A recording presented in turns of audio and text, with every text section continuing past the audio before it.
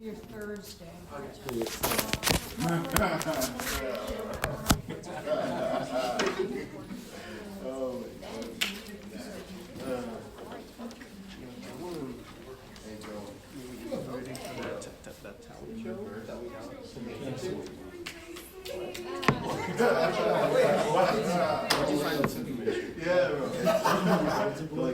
Look on that. There wasn't enough signatures and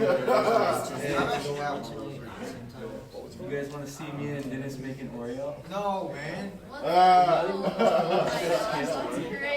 That sounds sexual and racist. I'm not gonna lie. I wanted that watch, bro. You guys are crazy. You know what you're gonna get, so you gotta lose. Yeah, I was like, oh boy. Want to see double stuff? No ditties. Oh my gosh, that's crazy. Alright, I'm out of control. Hi, Thurber. I'm done. I'm out of control. You're so cute, man.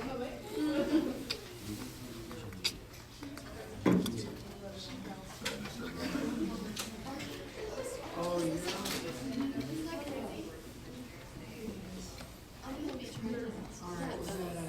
Yeah.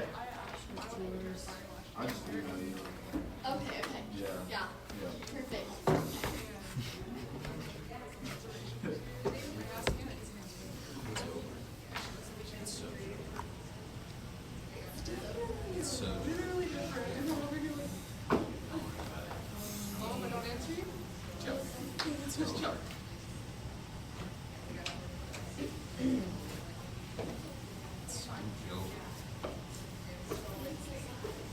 It's Jover.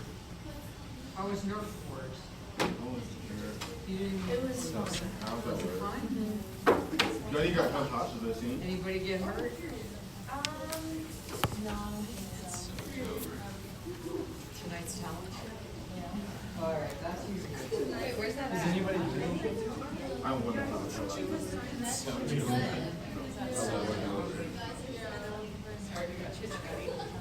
Were you talking to DJ? Yeah. Oh, She's really sweet. bro.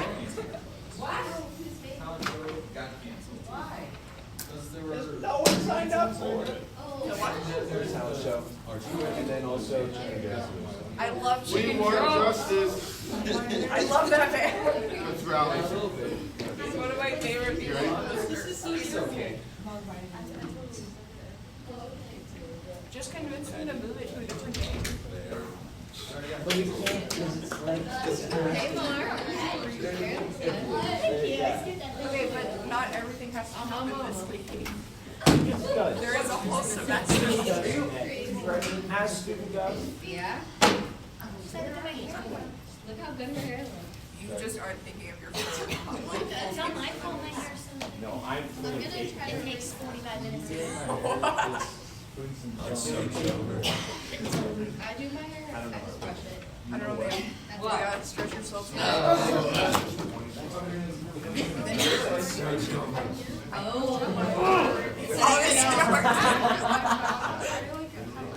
You're putting me into a box. I don't want to be it. I'm so terrified. He said that I thought he was going to for this course. Yeah, no, we're just That brother. That brother. little brother.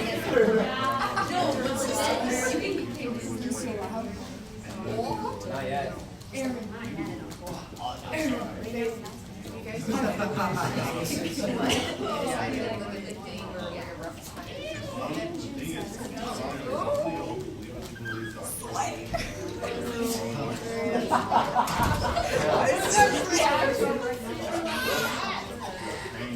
So weird.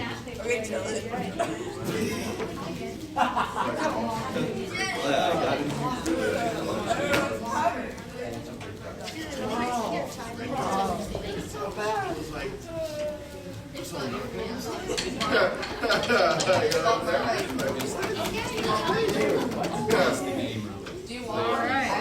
Let's pray, guys. Theo, you want to pray for us today?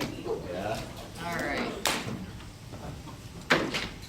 Dear Heavenly Father, we thank you for this day that you've given us, and this time we get to learn and grow in you, and I pray that you help us to learn more about marriage and family, and help us to have a great rest of our days. In your name we pray, amen. Amen. All right, we're parenting still. Oh, goodness, that sounds. So, any thoughts?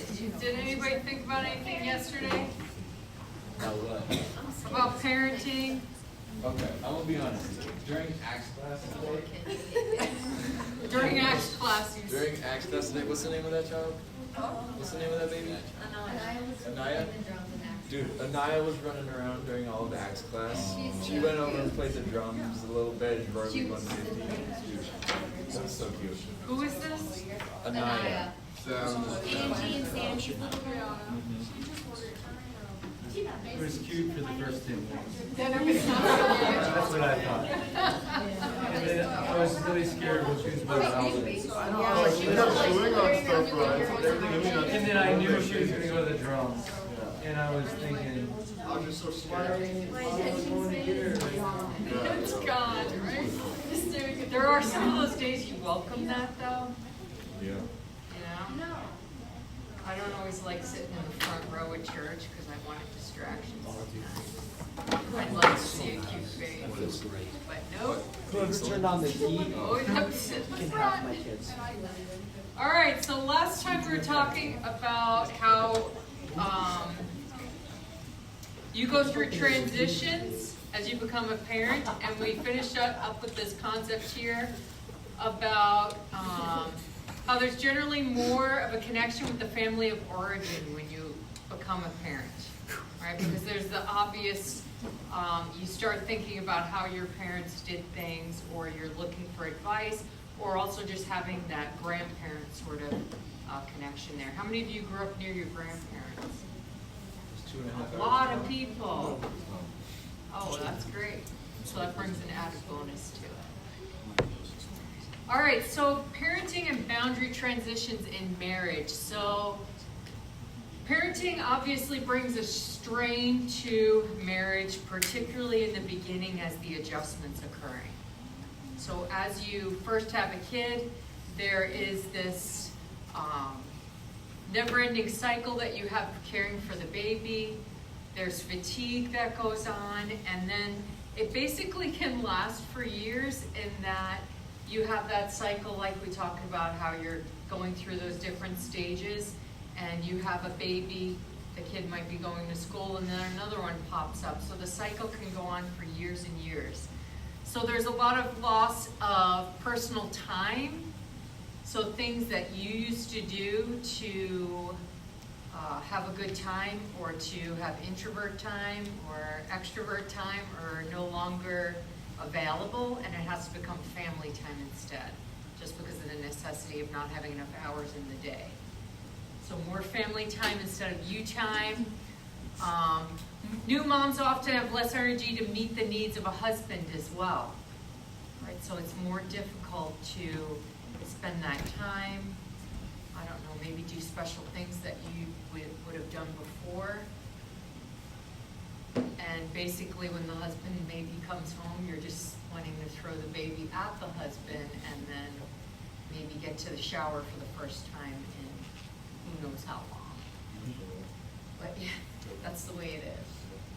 It's kind of like the relief of duty when they come in. All right, work and family. So most families experience some financial strain with the birth of a child, right? Kids cost a lot of money. All right, it's not a reason to not have children, I think, in my opinion. I think that you should be willing to sacrifice your financial well-being in order to have a family. You don't have to be in a perfect place financially when you have children, but you have to be in a pretty good, stable place. But it obviously brings financial strain that doesn't seem to go away for a very long time.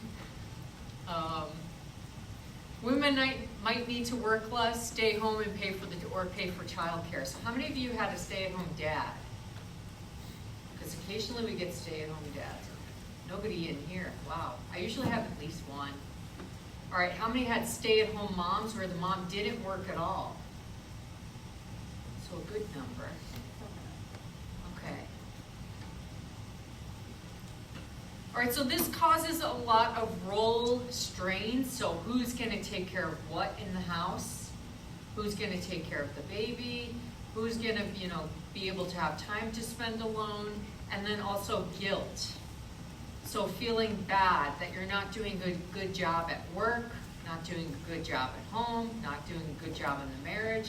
So it's like a never-ending cycle of feeling like you're not quite adequate. So it's common to feel this way. What else? Roles. So role strain within the couple, so a renegotiation needs to occur. So that would mean dealing with who takes care of what responsibilities. Is it working? So if somebody is the person that's in charge of paying the bills, do you have the time to attend to paying the bills? If someone is in charge of the cooking, is it working to do the cooking, and so forth. So the renegotiation of roles, anytime you have any life transition, babies, job change, moving, anything like that, you should really try to reevaluate where you're at with roles. All right, potential areas of conflict. So extended family involvement. So you could come across conflict on what role grandparents should play. Do you want them to be the primary caregivers if both of you go back to work? Do you want their opinions in how to raise your kid? Or would you rather do it your own way? I know in my life, it was balancing trying to protect my kids maybe from, like when my mother was living here in Ellendale, she would want to babysit. And it was kind of, you had to balance giving her time to spend with the kids and the kids being safe. It wasn't really that she wasn't able to really be safe with them, but there definitely would have been a lot of candy involved, things like that. The grandparent spoiling thing. It definitely would have been probably, sometimes grandparents would treat your grandkids differently, treat your kids differently than you want them to. All right, more areas of conflict within the marriage itself. So putting too much or too little effort into the marriage or the children. All right, one thing that you need to really remember on top of the concept of first-time obedience is this concept of having a marriage-centered view towards parenting. So instead of your parenting being child-focused, it needs to be marriage-focused. So frequently the default is when a child enters the picture, all of the focus and attention goes towards the kid and the marriage is put to the side. All right, so if you take a conscious effort to say we're going to be marriage focused, that it's about us, and this kid is just a wonderful addition to our family, it adds to it, brings joy, brings meaning to our existence together, but the child isn't like the house god. You guys have probably seen examples of this where the kid is just the main focus. Everything revolves around what they want. We're going to eat when they want to eat. We are going to eat whatever they want to eat. We cannot go out because they can't behave when we go out. So that's keeping a focus on a kid and not on a relationship in the whole family unit.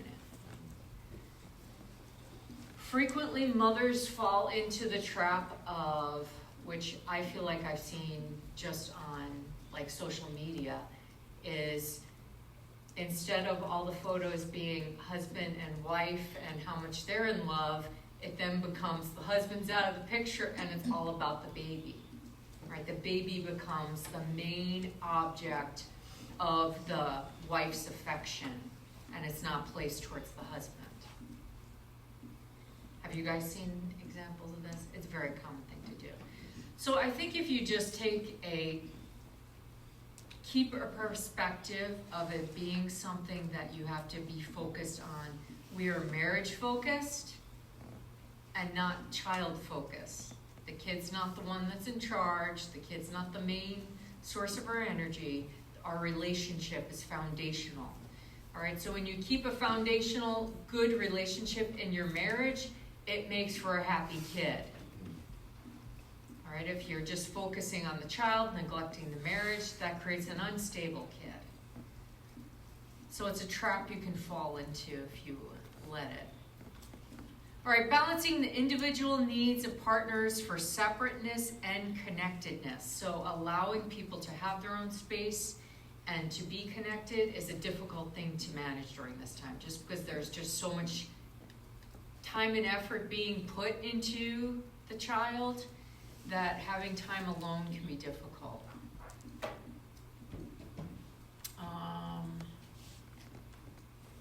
All right, that's good with that. All right, let's have our first. Yeah, thanks.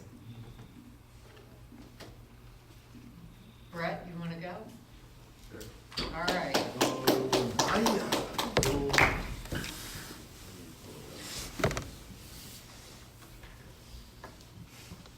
Yeah, so for this assignment, I did a sermon. And the sermon I tried to do was like how to invest in your children. And so when I think back to like some important moments, especially like my parents investing in me, one of the big parts was learning how to drive a car, like how they taught me. And when I think about it, I really think of three main people that taught me how to drive cars. I think of my mom. What my mom would do was she would take me out to the little course like a couple times, and every time I'd like step on the brakes slightly too hard, or step on the accelerator slightly too hard, she'd go, "Brake up!" And I'm like, "Mom, you gotta chill out." And like everything she wanted me to do was just, she was so protective sometimes. And she like coddled me, and she wanted me to just like be like her little baby again. But I was trying to like drive a car, and so like kind of, she was this kind of protector. And then there was my dad. And my dad, well, he would take me out to that same place, and he'd kind of be like, he'd more help me out. He'd be more of like a guide, per se. He'd be like, "Oh, Brett, you turn that corner a little too sharp. You should probably like loosen up, or you should go out wider and then make the turn to park." Or like he'd set up the little boxes and help me parallel park. And so he'd be more like a guide. Then the last one was my grandpa.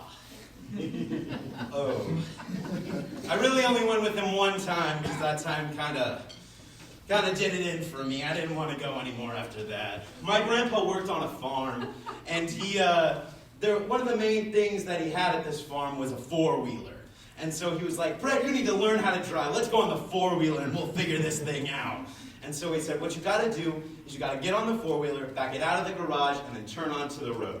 And there was like this really, really long stretch of like kind of a driveway looking thing. And so I got on there, I backed it up, I was looking out on everything, and I backed up and I turned around, and then I looked at him like, "Am I good?" And he said, "Yeah, go." So I boom on that accelerator, go flying, I lose control, I'm spearing like this, and I slam right into a telephone. And you know, he didn't really try to like take the steering wheel at all. He didn't yell at me, "Brett, you gotta brake."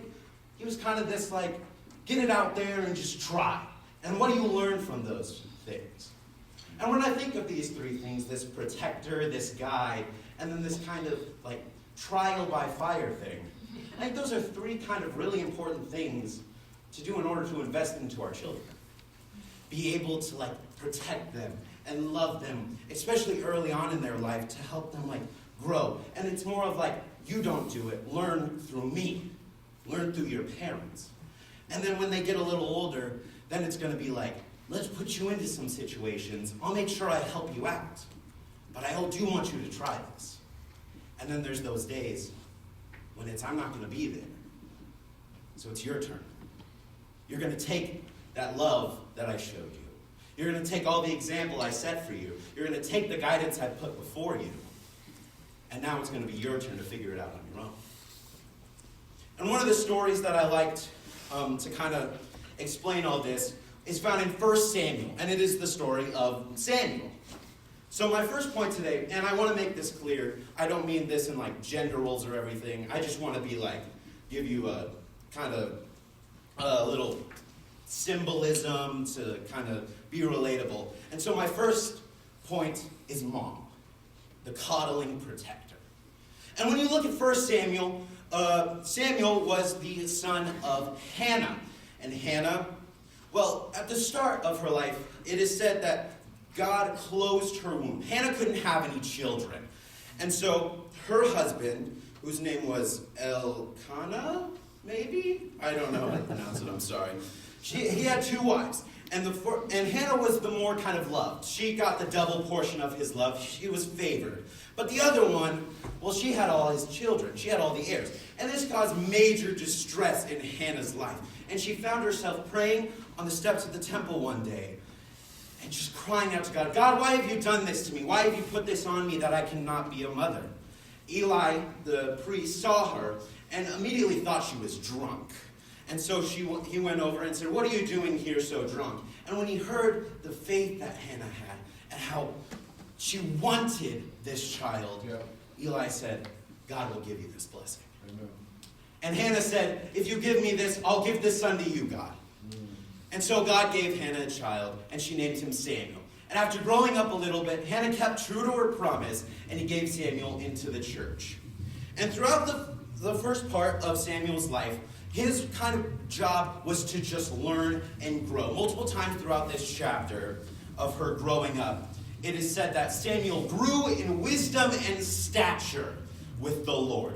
And so being able to learn from people like Eli, from Hannah, from all the people that were in the temple, were really big and important on the eventual ministry of Samuel.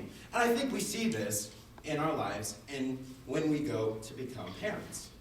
Being able to take your child and to just invest in them and teach them how to love others, how to make friends, how to love Jesus, how to do all these things, I think is such an important part of growth as children. And I think there will be some days when maybe we get a little older and we still kind of want that kind of protection and that love from our parents. Be like, please just hold me, I don't want to figure this out. This is adulting and whatever. And so I think that's like a really important thing, and that's my first point. My second point is my dad, and he's the guy. Samuel, if we can go on through the chapters, Samuel one day hears a voice calling out his name, and immediately he rushes to Eli and saying, what do you need? And Eli said, I did not call you. And so he goes back to sleep, and Samuel hears the voice again. He rushes to Eli and says, what do you need? And he said, I did not call you. And so he does this again. And eventually he goes to Eli and he says, I heard that voice again. And Eli says, okay, what I want you to do now is I want you to go and say, Lord, your servant's here, speak. So what Eli did was he told Samuel what to do. He didn't do it for him. He invested into Samuel, teaching him how to listen to God, how to hear God, and that became so important to his ministry later in his life. We'll talk about that in a minute. But I think this is also what we need to be able to do as parents. In a lot of cases, I think about young children and people that are going through school, and you look at it and it is like a son would go up to, or a daughter would go up to their parents and be like, Mom, I don't know how to make friends. And it's like, I can't make the friends for you, but I can teach you how to be kind. I can teach you how to make those friends. I can teach you how to share. I can teach you how to do all these things. And I think that's another important thing to parent. And that's another important thing to invest in your children. And I think this guide kind of becomes more important as you go in later in life. Because a lot of times, I've seen it in my own parents' lives, they go and they say, hey Mom, hey Dad, I'm trying to buy this new car. Can you help me figure out if this is the right decision? Hey Mom, hey Dad, I think I need to buy a new house. Can you kind of come and help figure this out? The parents can't do it for them. They can't buy the house for them. That's the children's job. But in order to give that advice, in order to be that kind of guy, teach them through their experience and what they're trying to do and trying to invest in them is such an important part of parenting. And the last thing is my grandpa. Samuel grew up, and one of the jobs that God entrusted him with was deciding the next king of Israel. And what he was supposed to do was he was supposed to go and talk to Jesse. And Jesse brought up his first child, and Samuel saw him, and he was so great in stature, and he looked like such great of a military leader. And he was so sure that that was the man God would choose. And God said, no, I don't want that. He wanted David. He was so sure that it was going to be this, but it wasn't. And why did he know? Because he was able to listen to God. And who taught him how to listen to God? It was the investment from Eli. Being able to invest in your children leads them to win. You can't invest in them anymore. You're not going to be there giving them that instructions. You're not going to be there to make the decisions for them. You're not going to be there to protect them. But because of what you've done before, being able to go into those situations later in life, they're able to be fully prepared and use the lessons that they've learned through you, through your guidance, and be able to be prepared for whatever comes at them later in life. And I think all of these things are so important, and they have to be in such a balance. I think oftentimes it's kind of hard on the children to have that more overbearing, overprotective thing that we see from my mom. You kind of want to be free, but then that's so important because I look back on those times and I love the protection that I got. I love the love that was shown to me. And I love the example that was set forth. And then sometimes it's really hard for the parent to say, you got to go and try this on your own. Being able to let go of those children and be like, well, I can't protect you anymore. You're too old now. You got to go do this on your own. It's so tough. But because of the investment that was made for your children, through preparing them, through love, through protection, and then being able to give them advice and to guide them early on in their lives, I think it's so important. And I think those are 3 major ways that we can invest in our children. Thank you.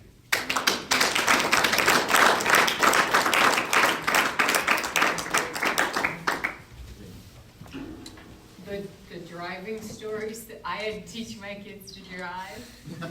Oh boy, I hated it. I was probably the stressed mother. Would you say I was the stressed mother? Yeah. So Theo's way of dealing with that would be to say, I'm a professional, don't worry. And then I would say, you are not a professional, but it obviously helped me calm down a bit. But yeah, not a fun time in life. Did you guys have experiences with the protective mom? Everyone's like, yeah, it's traumatic. Driving was horrible. Yeah. It was like backseat drive. She's always like, don't do that. Don't do that. Oh, let me tell you, just being the parenting, it's scary.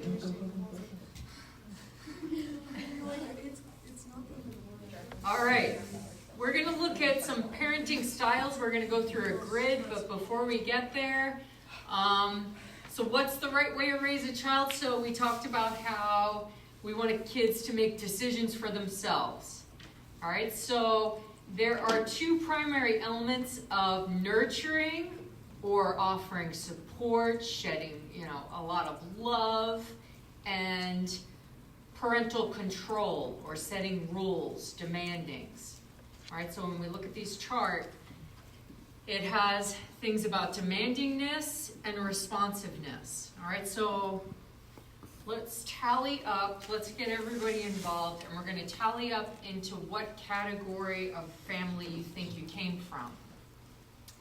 All right, so an indulgent family would be high in the responsiveness thing, so you're getting a lot of probably emotional attention in this sort of family. They might be spoiling you, but you also have low on the demanding scale. So if you're an indulgent family, there's not a lot of rules. So you set your own rules, maybe that you don't have curfews or when you have to do certain things, so that would be indulgent. Uninvolved would be low in the responsiveness, so emotionally disconnected, and low in the demandingness, so uninvolved would be there are no rules, no connection, basically not much going on. Authoritative, highly responsive, so high love, high attention, emotional connection, and yet it is also on the demandingness on the high scale, so there's rules and expectations. Authoritarian is more of emotional disconnectedness, but yet lots of rules. All right, so authoritarian, authoritative, indulgent, uninvolved. All right, should we start in the first row? We're just going to tally up, see how many we got in each column. You might be feeling like you're on the edges of certain things, but just pick one. All right, Zach, what do you think? For the first part, it'd probably be uninvolved. Then in the second part, when my stepfather came into play, it'd be All right, you authoritarian. got a two-part series. Basically, but you can just put uninvolved because All that's right, what I was basically raised. there. And then what did you say happened though? When my mom married her ex-husband, then it became more authoritarian. Then it shifted into that. Yes. All right, we'll give you a line there. Love you, Zach. All right, what do you got? Are these for mom or dad? Oh, you have two. All right, give us two scenarios if you want. And also, what's the difference between indulgent and authoritative? Okay, so an indulgent would be there's not a lot of rules. Authoritative, there are a lot of rules. Both of these, there's good emotional connection. I'd say my mom's like authoritative and my dad's more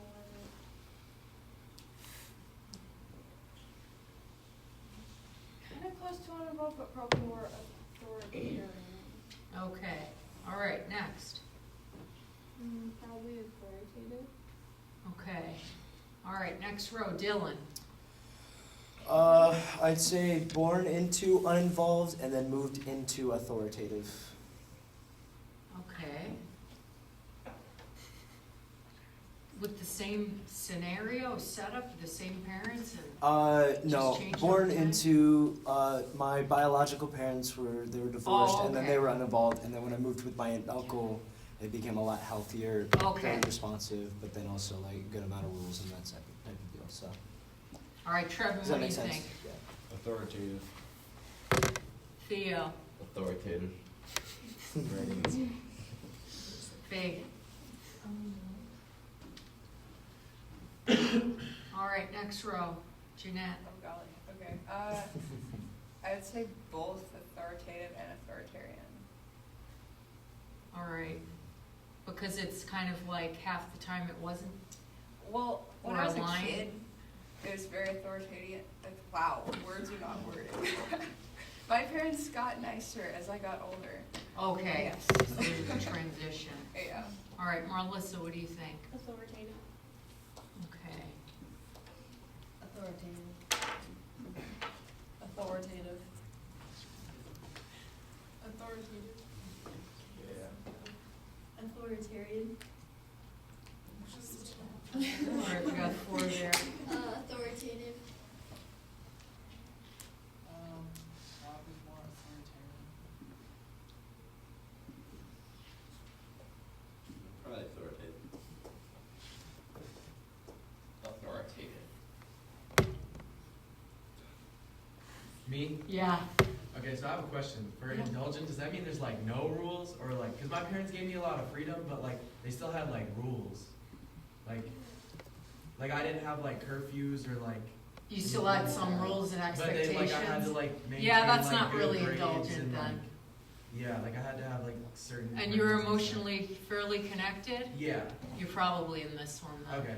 More towards that. You could be like, somewhere Yeah, because I close. feel like I had more freedom than most people, but Yeah, like it's not like we had no rules.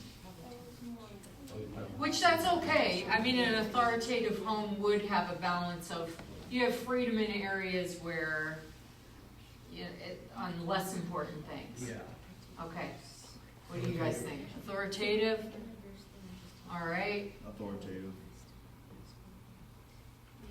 Okay. I plead the fifth. Dennis is like, I plead the fifth. okay.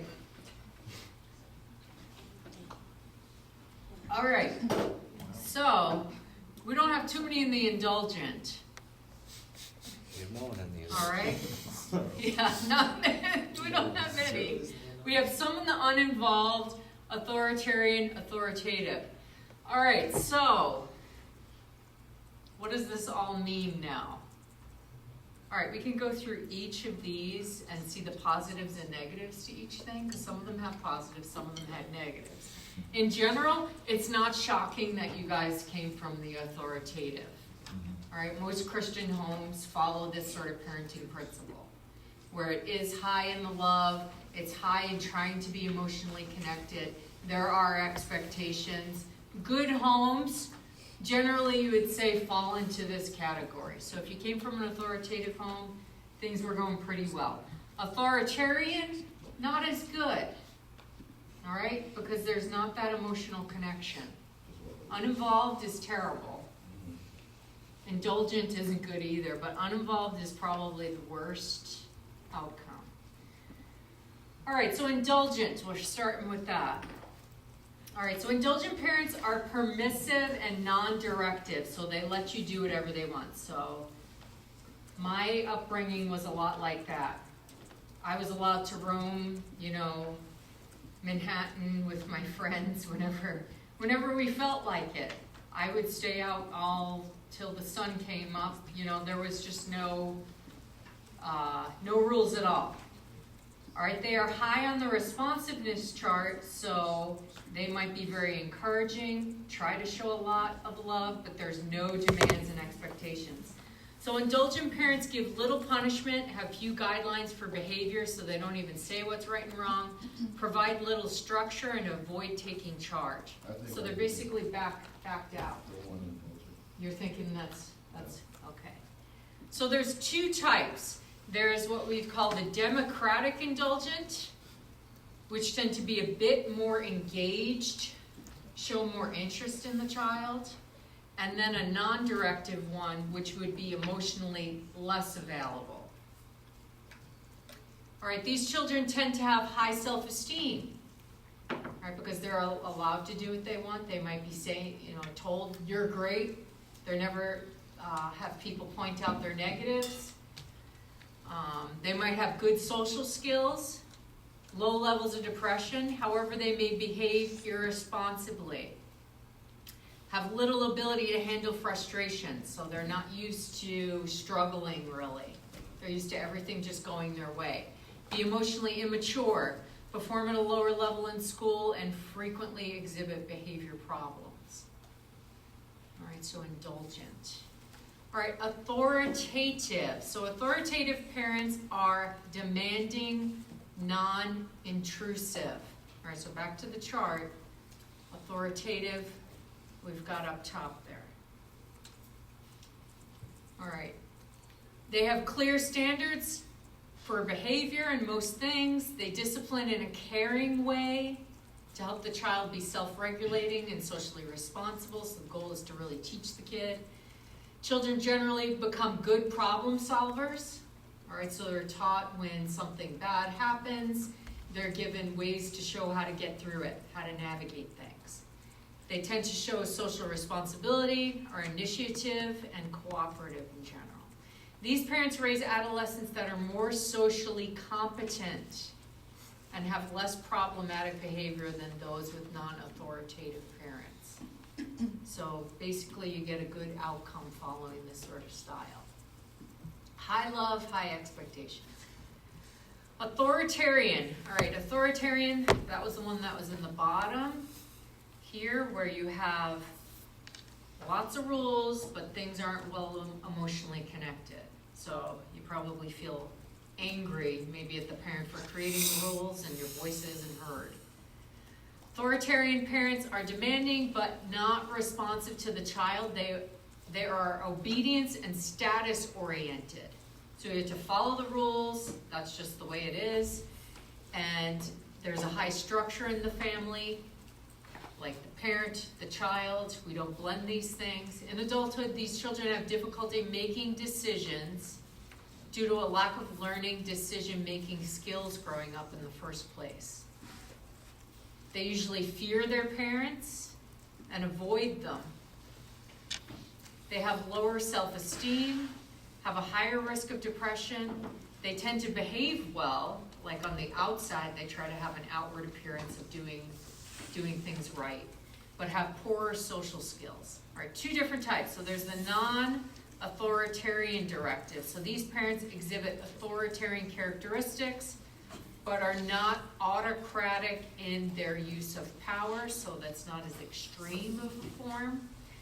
And then the authoritarian directive are highly intrusive in their use of power. Then suddenly we're going to spanking. All right, spanking is probably part of the picture. That doesn't mean that spanking only falls into this category. And there could be verbal put downs. So a very strong presence without that warmth to it. All right, let's read that sidebar in section 1. We did talk about spanking, but we're back. What's that? Don't spank when you're angry. Yes, that's what you've learned. 7.1. That's 7.2. Does it say figure 7.1 there? Or some other thing? Sidebar 7.1, what does it say? Sidebar It 7.1. says sidebar. All right, here it is. To spank. Spank or to not spank? Spanking is certainly a topic that divides researchers. On one hand, we have Murray Strauss, former researcher in the World on Family Violence. He suggests that 100% of children have been spanked and blames spanking for problems such as depression, juvenile delinquency, spousal abuse, and lowered mental ability. On the other hand, we have another researcher who, over 2 decades of research, says that many studies on the use of spanking do not differentiate between spanking practiced by non-abusive loving parents, such as 2 swats on the bottom with an open hand, and the impact of severe physical punishment and abuse. All right, so there's a difference between, like spanking kid on a bottom is one thing, but if you're like beating a child on other parts of their body, they're bruised, it's another story. Both researchers take more of a middle-of-the-road approach, saying it is better not to spank in favor of other discipline techniques such as timeouts or withholding a toy.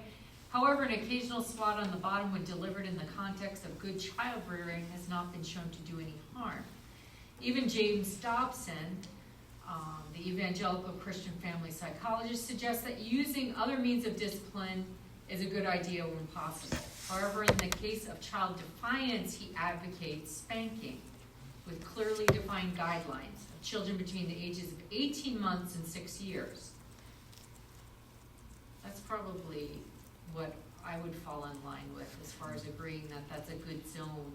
And seldom, if ever, after the age of 10. Finally, in the debate over whether to spank or not spank, Christians who trust the Bible as God's inspired word must also weigh the rare but direct advice scriptures give on parenting. It's hard to rationalize away the Proverbs warning where it says, "He who spares the rod hates his son, and he who loves him is careful to discipline him. As well as the rod of correction imparts wisdom, but the child left to himself disgraces his mother." But there is likewise Paul's caution in his letter to the Ephesians to not exasperate your children. So it could be similar to the concept you brought up, Trevin, about kids that are sensitive. Mm-hmm. Maybe my point is close to this sort of concept where you're exasperating and it's just like breaking them. Do not exasperate your children. Instead, bring them up in the training and instruction of the Lord. And similarly, in his letter to the Colossians, he warns parents not to embitter your children, or they will become discouraged. So that's why that what's the word again? Authoritarian thing where you have low emotional connection doesn't work, because kids get discouraged. They feel embittered towards the parent. So how the rod of discipline, which is clearly meant to inflict some pain, is applied, and to what age is certainly subject to interpretation. But ultimately, the Bible not only allows but encourages context for careful spanking. Yeah? Spanking's not supposed to cause bruising? It's not supposed to cause bruising, no. Oh, I thought it was No, that wouldn't be. Yes, if you're spanking a child, right, one of the reasons why kids are spanked on a rear end is because it doesn't inflict like a serious damage. All right, and if you are spanking to the point of bruising, then that is way, way too far. This is just meant to be just a little get your attention sort of thing. Like expressing dissatisfaction towards a behavior. but definitely bruising would never, ever be acceptable. Oh, because I thought you guys did that so that like every time you sat down it would remind you, oh yeah. Oh, no, I wouldn't. I think that's way too far. Yeah, you're not looking to inflict punishment that is pain that is long-standing. This is a temporary sort of thing. Yeah, I'm not saying I want to do it, but I'm just. Yeah. Well, I mean, would you guys agree with this? Yeah. I think so. I mean, it's just, There's a point where you stop, I think. Like, we were just talking about this, like you said, not to spank when you're angry. yes. But, like, personally, whenever I got spanked, it was when my mom was angry. Yes. And, like, my dad never ever did that. It was always my mom. But we were just talking about this and we were saying how, like, if you cool down, it's almost like you let the kid go off without punishing them, and then you're just almost gonna, like, re-punish them for something that happened a while ago. And then, like, but there's a point where you stop, because, like, if you're angry and you, like, spank your kid, you shouldn't be, like, there should be a line, like, one spank is enough, I think, Right. one or two, yeah, because then it gets to the point where, like, if you're hitting them, then it actually turns into, like, you're actually abusing your kid. Because Right, if you lose yeah. your temper once, you're gonna lose it again. Yeah. What if the other parent spanks the one is too angry? Like say, You then, as the other parent, would privately discuss that. Yeah. That's what you do.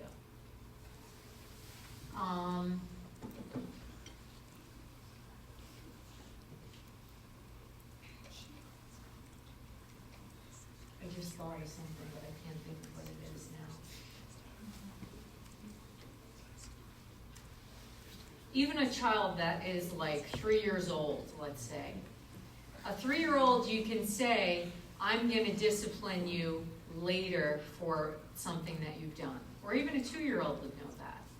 And that also not only gives the parent time to think about, what the proper form of discipline would be, a time to cool down, but it also gives the child time to think about what they did wrong. And sometimes kids, even if they know they're getting a spanking, they don't like it, but they know it's coming and they feel like it's just.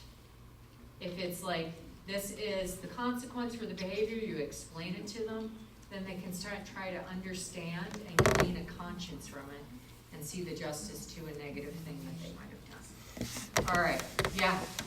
So I'm curious about whether spanking should be reserved like only for the hand, or if there should be like, objects. Because I know my parents, they got spanked with paddles, Yeah. and then it went to belt. That's a perspective that some people have as far as spanking somebody with like a wooden stick.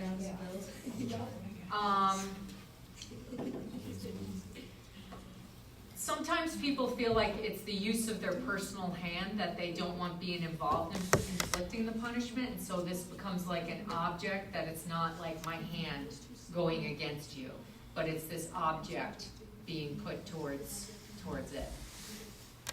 In spanking with something like a wooden spoon or something like that, I think you don't have to spank as hard. It can be done less, with less force for sure. I would say. I have a funny story. You have a good story? Okay. My mom was like gonna use a spatula on my brother. I wasn't there because he's 10 years older than me. But she went to spank him and went like this, and the end of the spatula flew off, and they both started laughing, and then they didn't do anything. Nothing makes mom madder. Maybe that's what All right, Jeanette, you're next. I feel like I kind of disagree with the waiting, because most kids forget.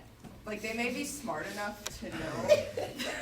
They may be smart enough to know that there's a punishment later, but I feel like a dog would forget. Yeah, well, I feel like a dog needs to be disciplined in a moment, but a child actually doesn't have to be.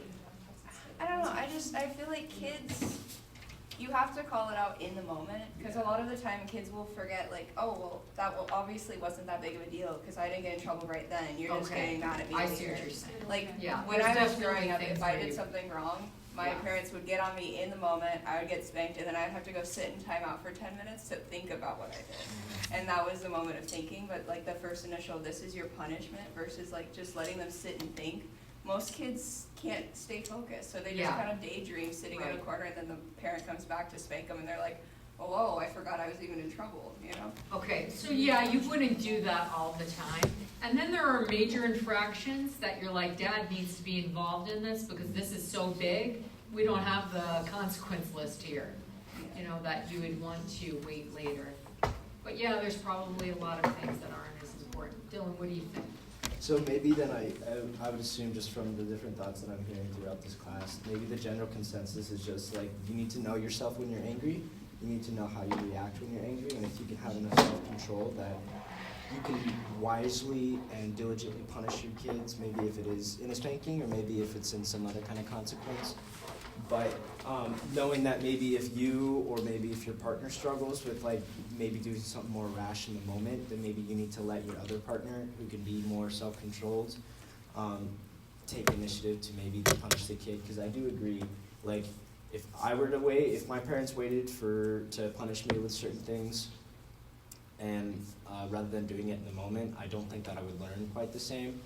I do think there is value in like we're gonna jump on it like immediate consequence. Okay. So I guess maybe it just kind of comes down to you need to know yourself, and if you know like you're just like you're gonna do something rash when you're angry, then maybe you can't spank because you're gonna end up harming the kid than actually like helping the kid.